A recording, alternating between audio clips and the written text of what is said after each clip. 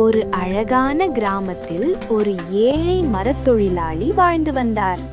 அவர் தினமும் காட்டுக்கு போய் மரங்களை வெட்டித்தான் தனது வாழ்க்கையை நடத்தினார். ஒரு நாள் அவர் காட்டுக்குள் தொலைதூரம் சென்று மரங்களை வெட்டத் தொடங்கினார்.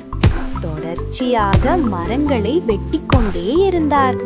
சில நேரம் கழித்து கடும் வெயிலில் அவர் மிகவும் சோர்ந்து போனார். அதனால் அவர் அருகில் இருந்த ஆற்றங்கரைக்கு சென்று ஓய்வெடுத்தார். அவர் தன்னுடைய கோடாரியை ஒரு கல்லின் மேல் வைத்து தண்ணீர் குடிக்க கீழே நெளிந்து கைப்பிடியில் தண்ணீர் எடுத்து குடிக்க ஆரம்பித்தார். அந்த நேரத்தில் தவறுதலாக அவரது முழங்கை கோடாரியை தட்டியது. அந்த கோடாரி மெதுவாக நழுவி ஆற்றுக்குள் விழுந்துவிட்டது. அவர் மிகவும் அதிர்ச்சி அடைந்தார். என்ன செய்வது என்று தெரியாமல் அவர் அங்கேயே உட்கார்ந்து சோகமாக இருந்தார். அப்போது தண்ணீரிலிருந்து ஒரு கடவுள் தோன்றினார்.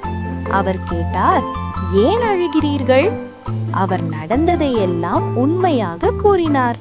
அந்த கடவுள் முதலில் ஒரு தங்க கோடாரியை கொண்டு வந்தார். ஆனால் அவர் சொன்னார், இது என்னுடையது இல்லை. பிறகு ஒரு வெள்ளி கோடாரியை கொண்டு வந்தார். அதையும் அவர் ஏற்கவில்லை.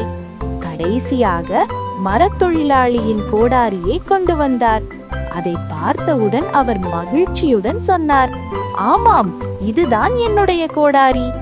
அவருடைய நேர்மையை பார்த்து அந்த கடவுள் மிகவும் மகிழ்ந்தார். சட்டென அந்த கடவுள் மறைந்தார். அதற்கு பிறகு அந்த மரத்தொழிலாளி மிகவும் சந்தோஷமாக தன்னுடைய கோடாரியை எடுத்துக்கொண்டு வீட்டிற்கு திரும்பினார். நேர்மைதான் வாழ்க்கையை உயர்த்தும். மேலும் இது போன்ற கதைகளை பார்த்து ரசிக்க இந்த டுன்டுன் டேல்ஸ் சேனலை சப்ஸ்கிரைப் செய்யுங்கள்.